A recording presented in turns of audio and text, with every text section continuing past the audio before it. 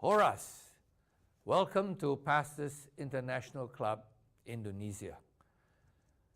It's so good to contact with all of you, have communication with you, my old friends and my old Pendeta friends in PIC.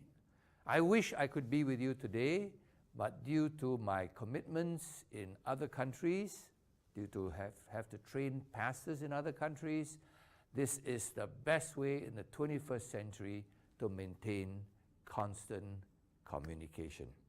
At the end of this session, I hope we can have some interaction where you can ask questions and share your opinions, and we can learn from one another. Today's topic is on leadership in the 21st century.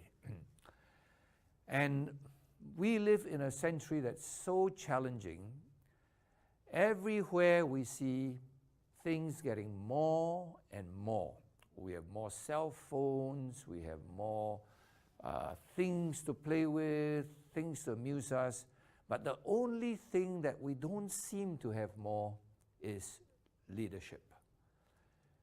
We all know that if you have a good leader, you have a good country. You have a good leader, you have a good business. If you have a good father, you have a good family. Similarly, if you have a good church leader, a good pendeta, then we will have a good and strong church. Now, today, most pastors feel, most pendetas feel that they are not sufficiently trained to be effective in the 21st century.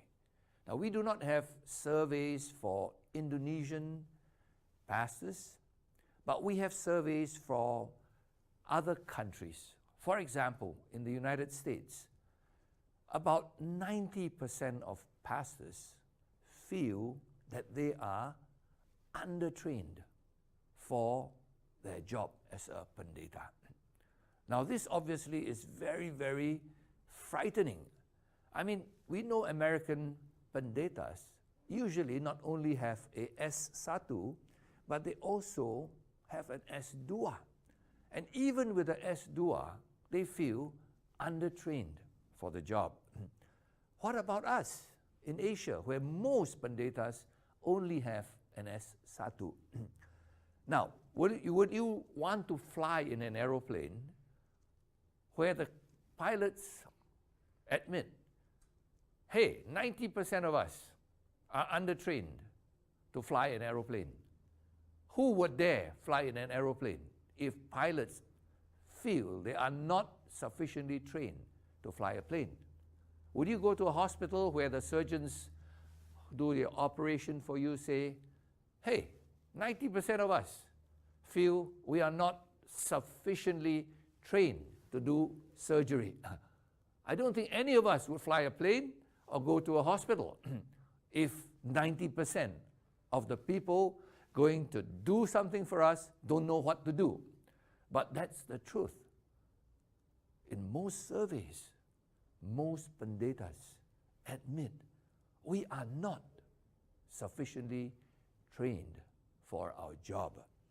All right? So the question is, why? Why is it in this 21st century there is such a large number of pendetas who feel so helpless, so unable to help their churches? The reason is we live in the 21st century.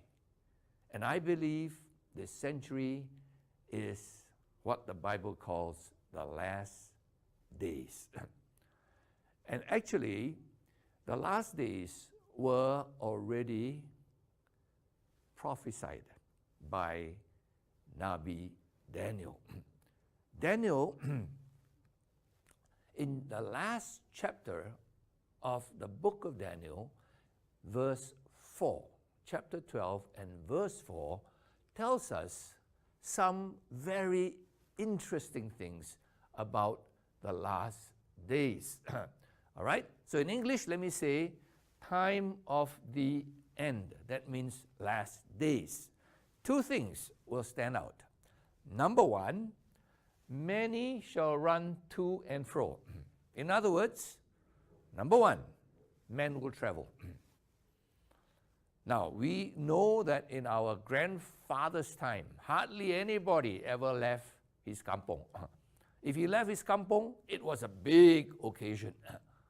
Today, many young people just travel back and forth. They go to Jakarta, they go to Bandung, they go everywhere to study, they go to Singapore for a holiday.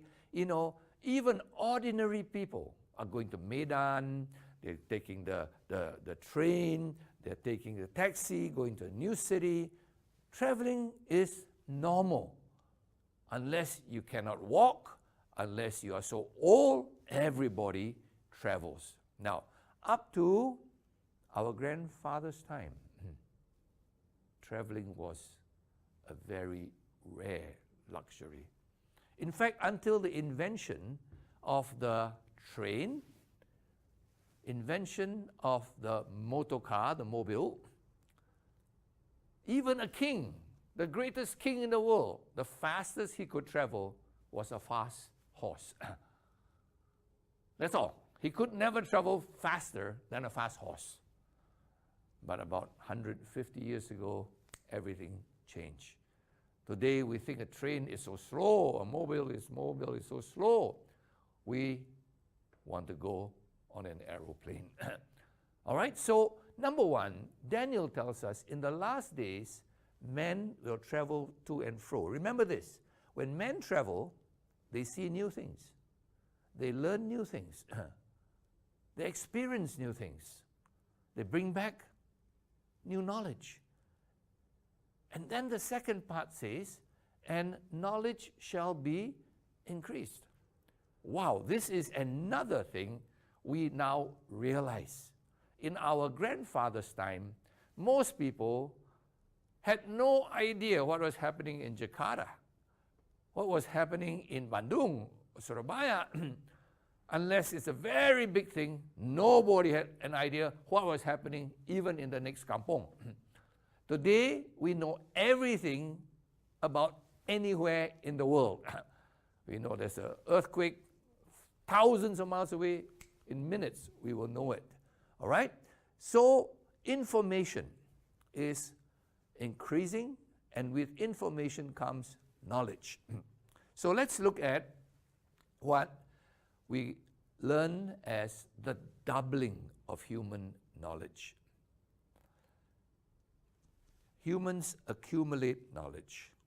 They learn from one another. They write down what they learn. The next generation reads what they write down, and we learn more and more from one generation to another generation. All right? It's very different from animals. Okay? You look at the birds. For thousands of years, birds build the same nest. They don't make bigger nests, multi-storied nests, air-conditioned nests. They don't. From thousands of years ago, the bird builds the nest the same way. They don't accumulate knowledge how to build a better nest. Humans today, very different. How our ancestors live, we don't live that way anymore. Our homes are improvements. We learn, you can have tap water. You can have electricity. You can have air AC. You can have all these things. You can have a television in your house. All right? And all these things are because of human knowledge. But let me just show you some statistics. And you can get these statistics on internet. All right? From the time of Adam until about 100 years ago or so, 200 years ago, it took 100 years for humans to double their knowledge. In other words, humans' knowledge about agriculture, how to plant rice. They improved, but it took 100 years to learn twice as much about rice planting as people 100 years ago. Medicine. Doctors learn new ways of treating people. But it took 100 years for them to learn twice as much as a doctor 100 years before. But as we moved on in time, By 1945, after the war, human knowledge doubled every 25 years, 4 times faster. People learned more, people wrote down more, people read more, and people knew more. Then, until 2 years ago, knowledge doubled every year. So every year, doctors know twice as much as doctors who graduated 1 year earlier. A man who makes iPhones knows so much more what his how to make a better iPhone, better electronics, right? A Samsung or whatever. So we see how it has moved from 100 years. Knowledge now gets faster accumulation, and 1 year.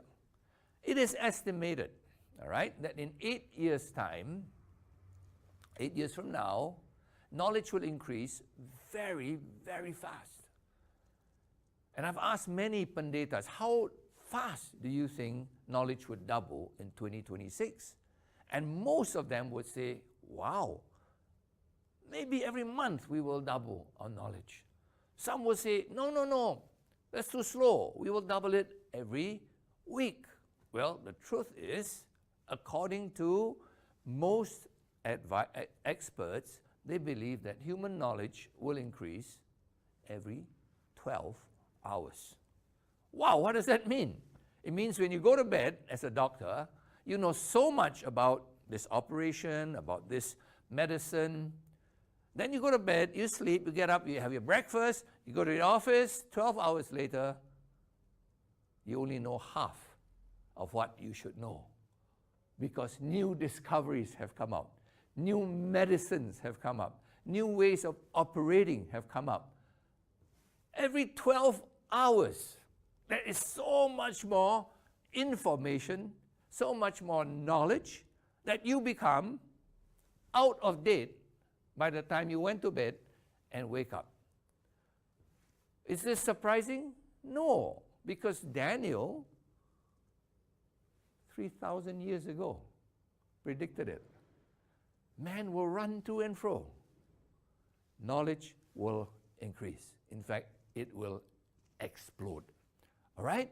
So what does that mean for us? Let's just see a practical example.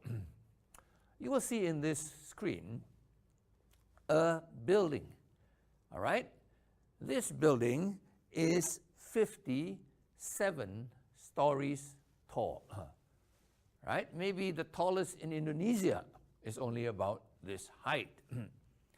Now, this was built in China, 57 stories. Do you know how many days it took to build a 57-story beautiful building, perfectly completed, in China? You would hardly believe it, because I've asked many panditas to guess. They say 2 years, 1 year. Oh, China is very fast, 1 year. Well, if you go on internet, you can check this out. Just type 57-story building built in 19 days. This is how knowledge changes things. Knowledge of how to use machinery, how to have new types of cement, how to have new types of engineering, and every 3 days, a new floor was added. 19 days, 57 stories.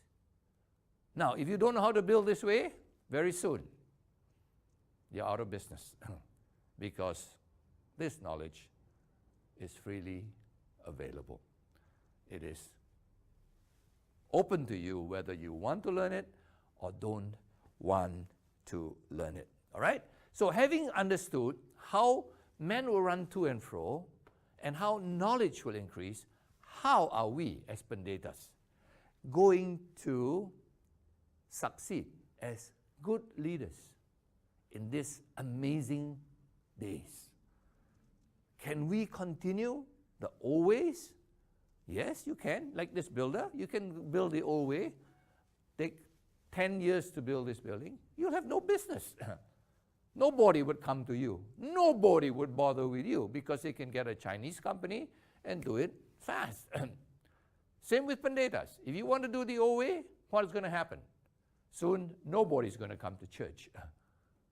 They will find other ways to find out about God, to learn about God, to learn about the gospel. All right? There are better ways.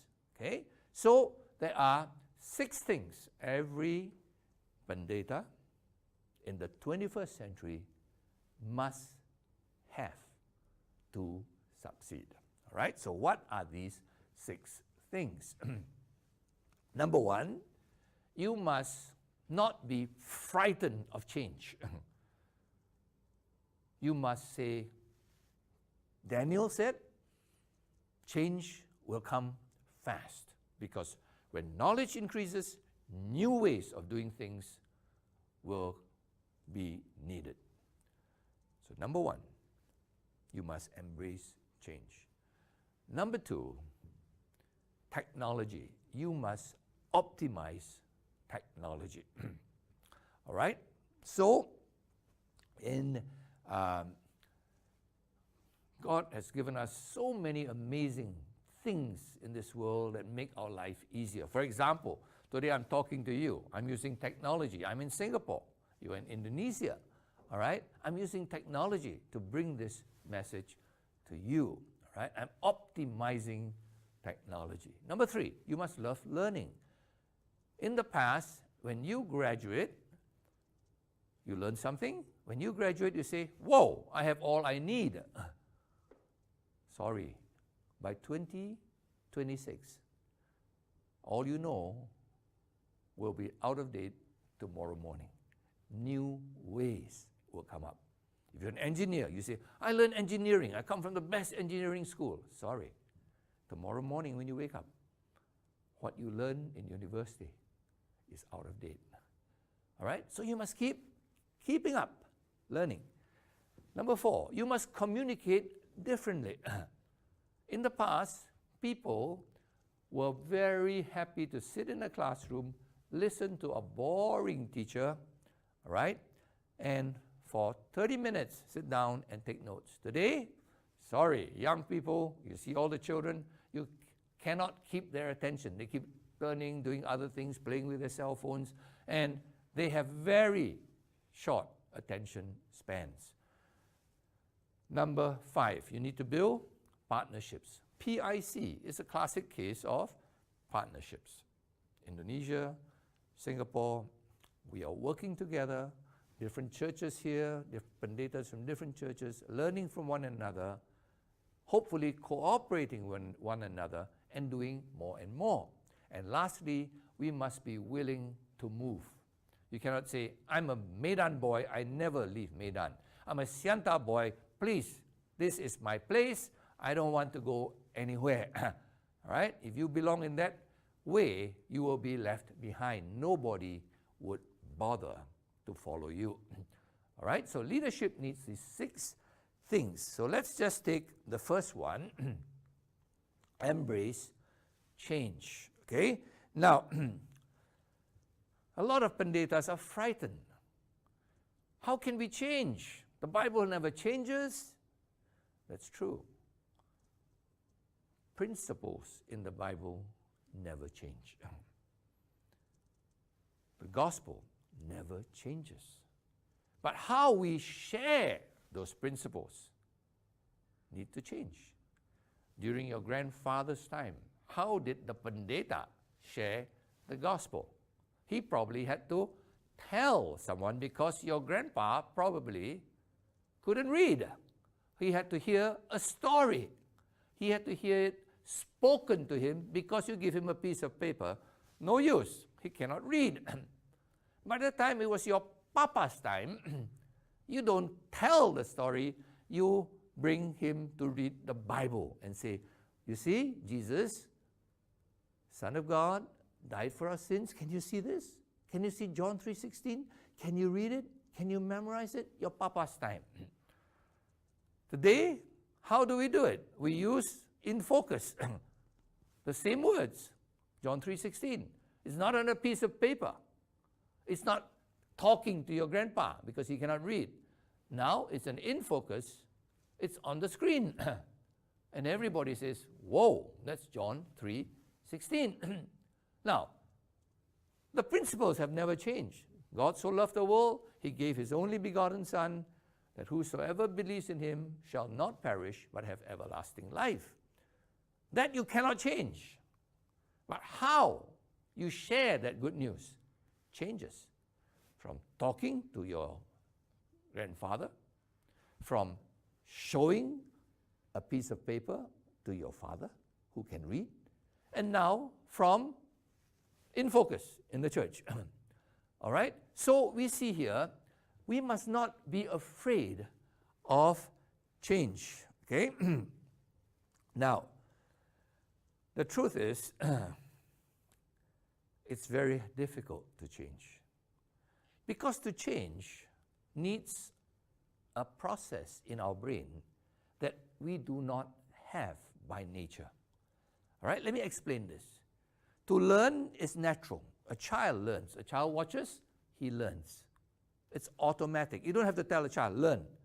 He watches, he imitates, he learns automatically. We have a natural learning ability in our brain. But to unlearn what we learn, how to remove the old things so we can put new things, we do not have a natural delete button in our brain. On your computer, you have a delete button. Old things you don't want, old photographs you don't want on Facebook, delete. Pop, it's gone. 1 second, it's gone. You can put new photos in it. In your brain, you don't have a delete button. Things get stuck there. And you don't know how to unlearn, right? So if you cannot unlearn old things, how can you then relearn new things? So this process of unlearning is so important in the 21st century because of new information, new ways. We have to stop the old ways and then put the new ways in. But we don't have the capacity naturally to unlearn. We need to ask God for grace. God, help me to put away the old things so that I can learn new things that are more effective.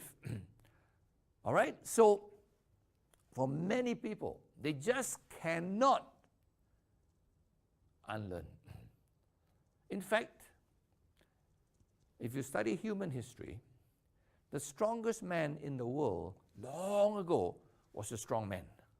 He used his muscles. He controlled the world with his muscles. Then when reading and writing became more common, a few hundred years ago, the strong man is no more the powerful man. The smart man is the powerful man. He can learn many things. He can remember many things. Today, who is going to be the most effective leader? Not the strong man. No use. Machines can do better work than your muscles. Not the smart man who can remember things. Everything is on internet. You don't need to remember so many things. The man who will lead the 21st century, whether a nation, a church, or a company, will be the man who can learn new things, unlearn it when it's out of date, and relearn newer things. So the capacity to learn is natural. To unlearn is not natural. To relearn is natural. But we must first clear this brain of ours. Okay? So, if today some of you are here struggling, wow, this is new stuff, I don't like it, it's natural. Because you don't have to unlearn what you are familiar with. Let me give you an example. Many of you know me. I used to carry a cane. For 5 years, I walked with a cane because I have a hip problem. About a year ago, I went for a hip replacement. They put a metal inside my hip. All right? Now, when I needed to have that surgery, I had many of my classmates tell me, they are now professors, expert surgeons, and they told me, hey, I'll do your surgery for you free. And they are big names, they are famous people. They are the number one in their department, in the hospitals. But I did not go to these guys. Why? Because they are like me, 71 years old. As a 71-year-old, when I was in medical school, I learned surgery with the old ways. I use a knife, maybe I'll use a laser now, maybe I use certain things, but newer things have come up. And I chose for my surgery a young surgeon, about 40 years old. Of course, he's not my friend, so he would charge me. And he charged me $33,000 for the surgery. Now, I can get free from my old friends. I have to pay $33,000 from this newer, younger surgeon. What did I choose? I chose the younger guy because I know he uses the latest techniques. He uses the latest replacements. After 2 days after my surgery, I could move around. Now, if my older friends had done it, I'd probably take a week. And the success may not have been as good because they were using older methods, older replacements. Now, why did this old surgeon not want to learn the new methods? It's normal. The old surgeon is so comfortable. He's been doing this old way for 40 years. It has succeeded. It's not bad. It's pretty good. He made a lot of money from it. He's so familiar, you can close his eyes, he can do the surgery. Will he want to say, no, I'm going to stop that, I'm going to learn a new way? And then when you learn a new way, how do you know you're going to succeed? When you start from scratch, even the young doctor knows more than you because you're new in this. All right? So most surgeons prefer to take the easy way and just continue doing the same old way of doing surgery. Now, if you go and see the hospitals in Singapore, and many Indonesians come to Singapore, you will realize the best doctors are not the old guys. It's the younger guys who are willing to try new things. All right?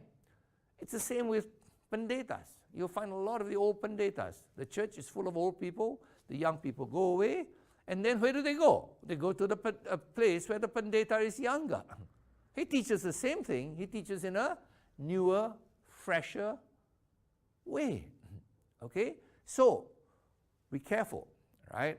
If you want to succeed in this century, you better learn to embrace change. And you cannot embrace change if right here, sitting here today, you're afraid of change. Right? Honestly, if you sit here and say, I don't want to change, okay, I can guarantee you, your church will get stuck. Slowly, your name will be bigger, your influence over people will be lower and lower. All right? Now, we call this in English comfort zone. You're comfortable doing things you've always done. Most of us love our comfort zones. We love the house we live in, the makan we used to eat. We like it the good old way. Sorry, 21st century, many new things are going to come. Secondly, why don't we try? We fear. Most of us fear. If I try and fail, what happens? I'll be malu. If I try and fail, my friends would laugh at me. I don't know. Why should I try? I already have a good church. I already have a lot of old people here. I'm nothing wrong with old people. But if your church is full of old people and there are no young people, I say you have no future.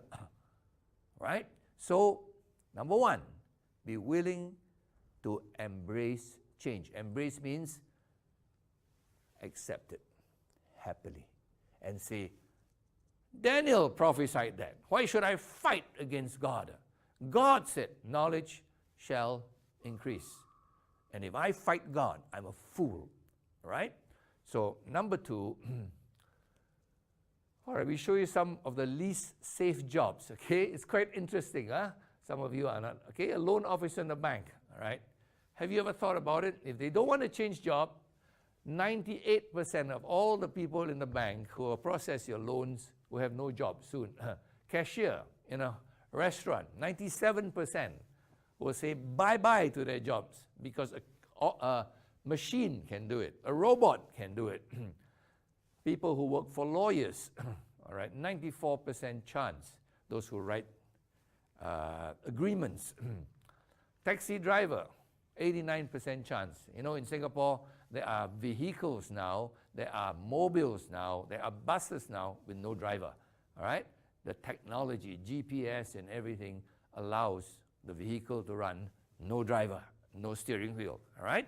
So if you're a taxi driver and you don't want to change, you'll be jobless, all right? Almost 90%, bye-bye, right? You cannot eat, you cannot feed your family, all right? Fast food cook, like working in McDonald's, all right?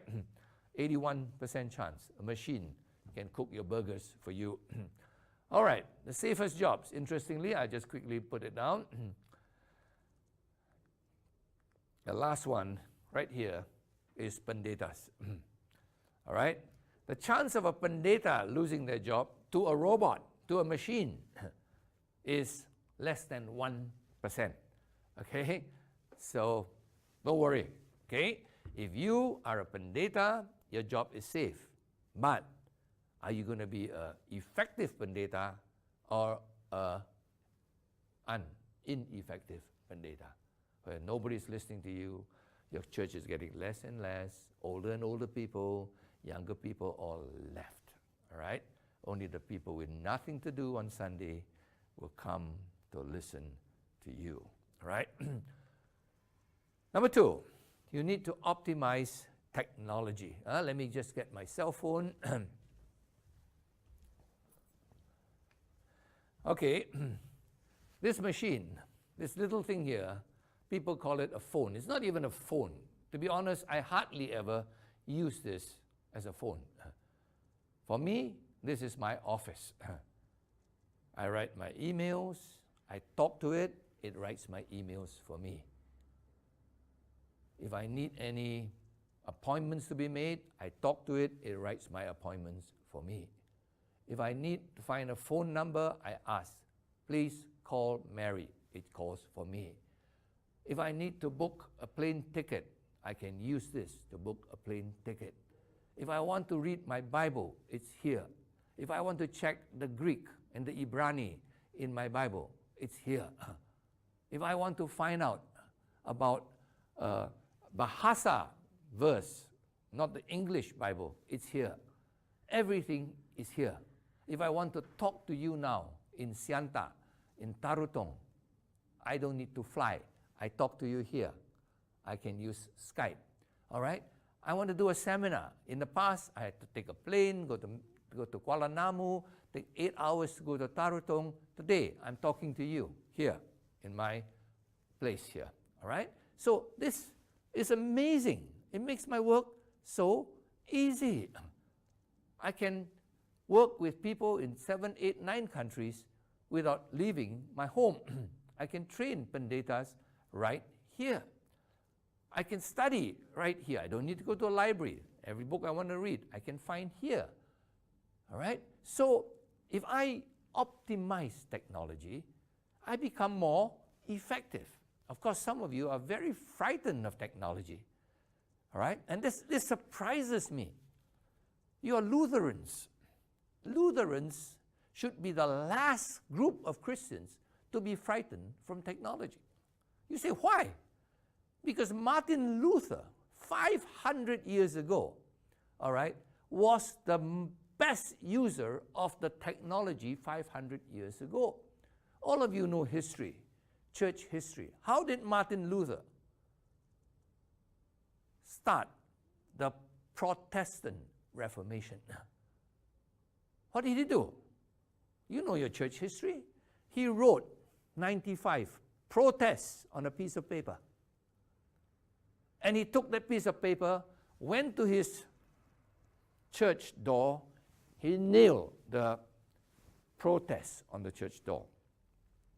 Hey, if he just left that protest on the church door, how many people will read it? Only the people of his church. They will come, okay. But Luther was smart. Luther said, I just don't want my people to read it. I want the whole of Europe to read what I wrote.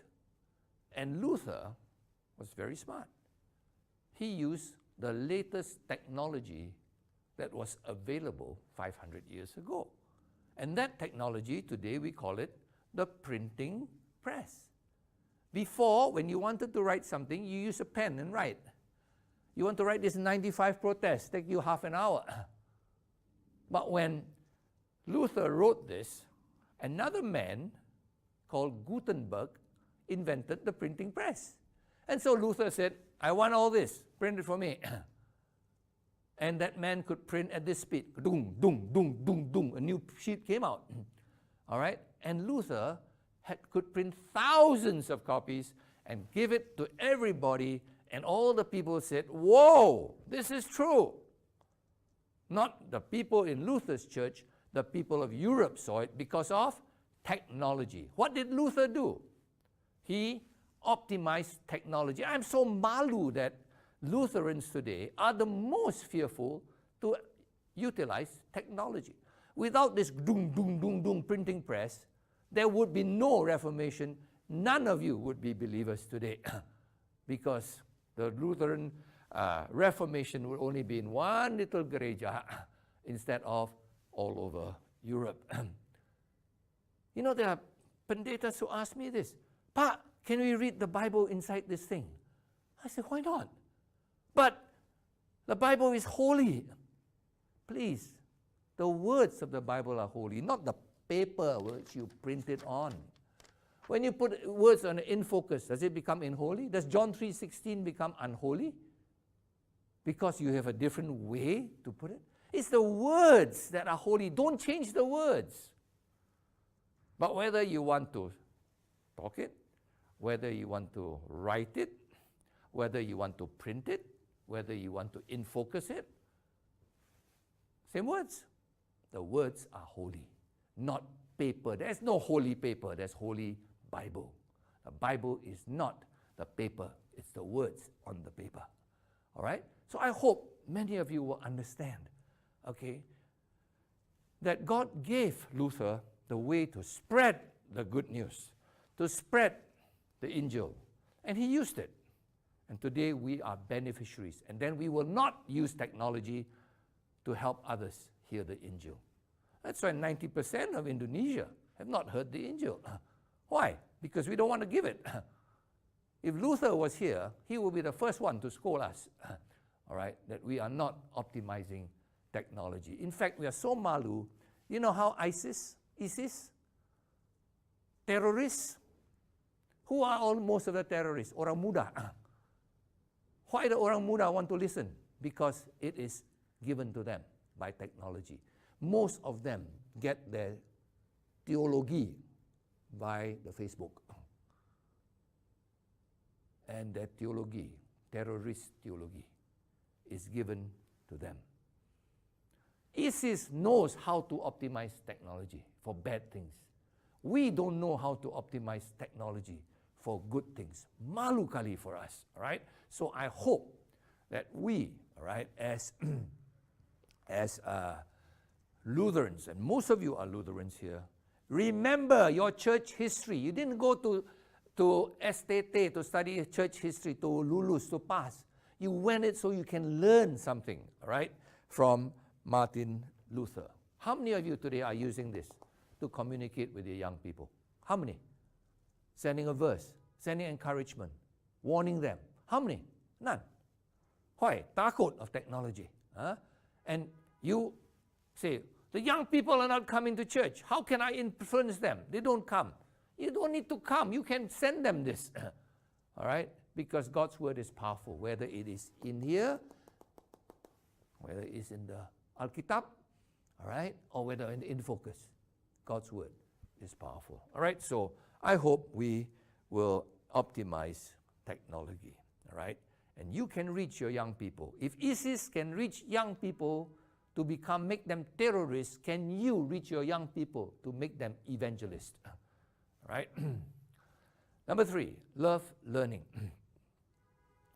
You know, in the past, in most countries, the most respected 2 professions, doctor and pendeta. Almost everybody in the past, whenever they need advice, they go to their doctor if they are not going to church, or they go to their pendeta if they're not going to church. They'll ask, I want to marry this girl. Is it good? I want to go to Medan. Is it good? Pendeta, help me. Tell me. I want to change job. Can you advise me? Today, all right, almost nobody goes to a pendeta for advice. Because according to surveys, most countries, one of the least respected jobs is pendeta. Most young people will say, why would I ask my pendeta? He doesn't know anything. He only goes up there on the bimba and talks about the Bible. Everything else, kosong. Don't waste time to ask the pendeta. So sad. Young people, almost all Christians are getting advice from internet, from their kawan, and not from God's servants. Why? Because they don't respect us. We have no more respected because we know nothing other than the Bible. Some of you will say, but the Bible is all we need. That's rubbish. Everything in the Bible is true. Listen carefully. Everything in the Bible is true, but not everything true is in the Bible. 2 plus 2 is 4. Is that in the Bible? So you don't study Mathematica? Study Bible cukup? You need to study mathematics, Bahasa Indonesia, all right, politics, many things. Engineering is not in the Bible. Today, if you want to influence people, you want to be a leader that people look up to, listen to, take advice from, I suggest you continue to learn. Now, in the past, learning can only be done in special places, STT, universitas, library. Today, I learn here. I don't buy books. I don't buy paper. I learn here. There's plenty of things, good things, also plenty of bad things. Avoid the bad things. Use the good things in your cell phone, all right?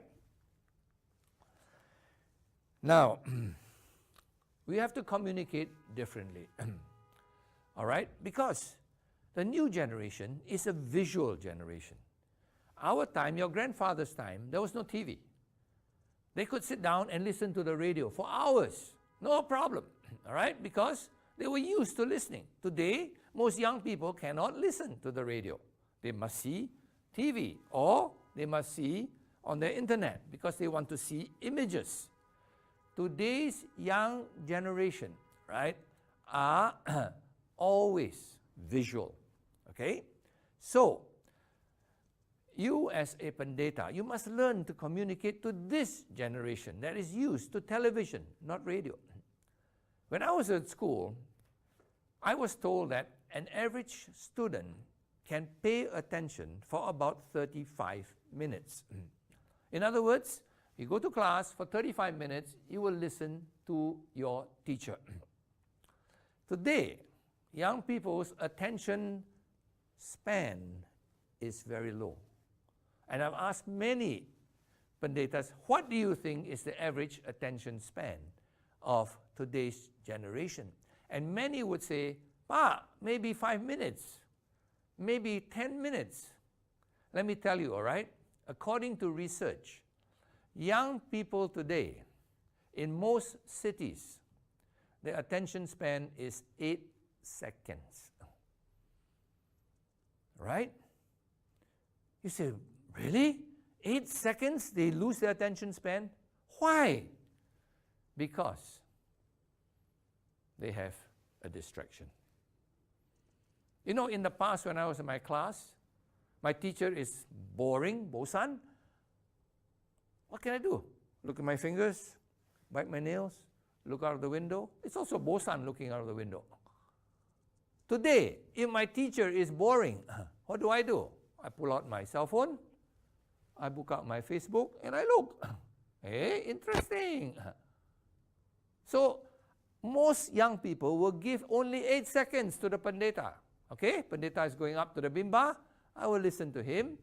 And then he walks up slowly, buka Alkitab, adjust the microphone. And the young person is already, tolonglah, 8 seconds sudah habis. So boring. This will come out. And he will look. And then you say something interesting, he will listen to you. But if your interesting is not really interesting, back to Facebook. You see, my dear pendeta friends, you have world-class competition in this phone. If you are not world-class in being interesting, your people, your Jumaat, all have competition. They have very, very interesting things inside here. All right? So that's why most young people don't go to gereja anymore. Too boring. I tidur at home is better. Right? And you will see, if the young people go to a gereja, they go to a gereja where the pendeta understands. I have 8 seconds. Interesting. And then by 7 seconds, their mind already ready to lari to something else, to their Facebook. Another interesting thing comes. Every 8 seconds, you have to come up with something that will grab them to come back and put this in their pocket.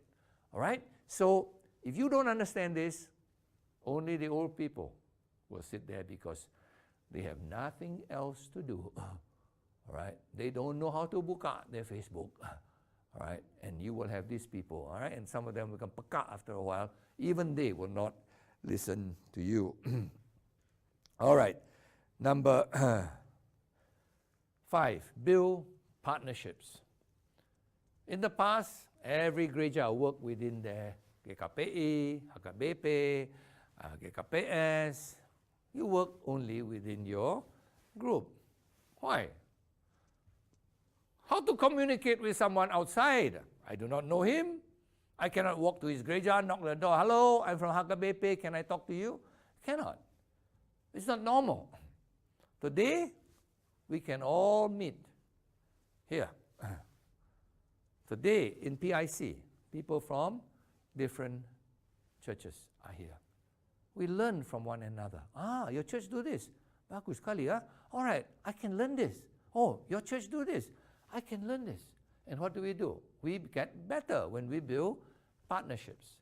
You know, President Jokowi is very pintar. How does he make Batak land? How does he make Danau Toba become successful? Tell all the Bataks, work harder, build hotels. Matilah.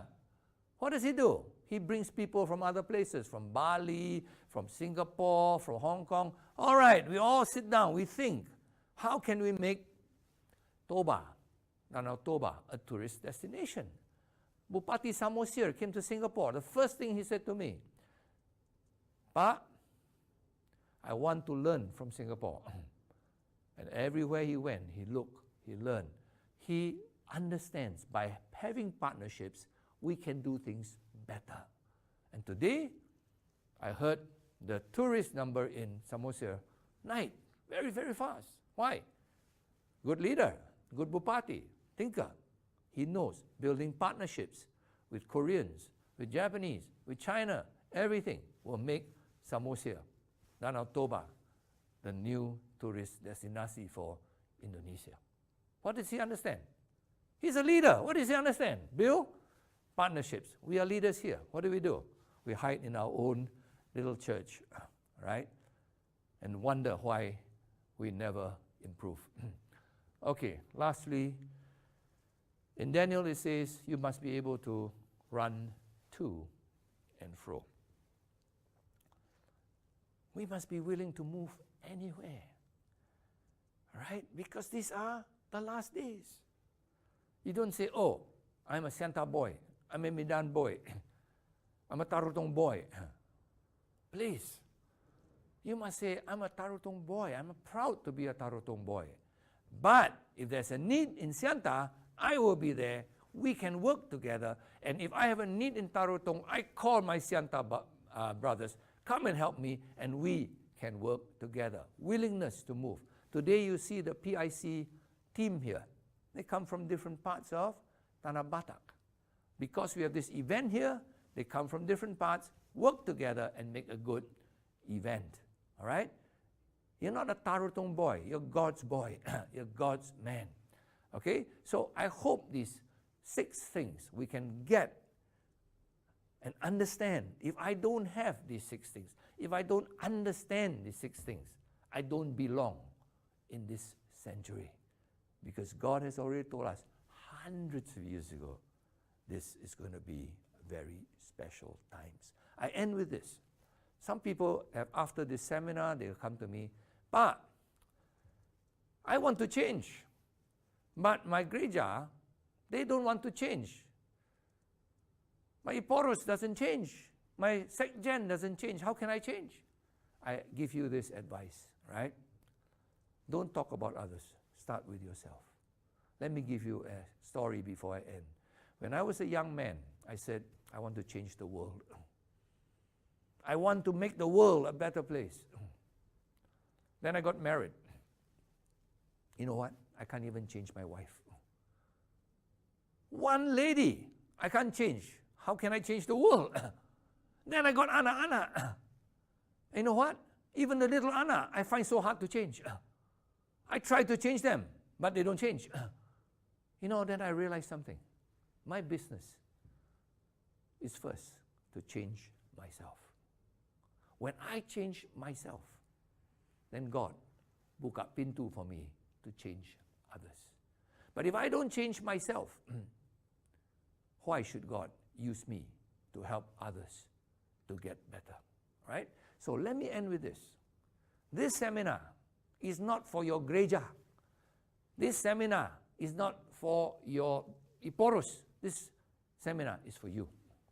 Are you willing to change? God is interested in you. If you are willing to change, God is willing to use you to make a change. I hope this has been useful, and I hope you will start thinking about it. I hope you'll ask questions at the end of it, and I hope I can answer your questions. God willing, I hope to see some of you again one day, maybe here where you are in Sumatra, or maybe in Singapore when the PIC team comes to Singapore for their visit to Singapore. Thank you very much, and God bless you.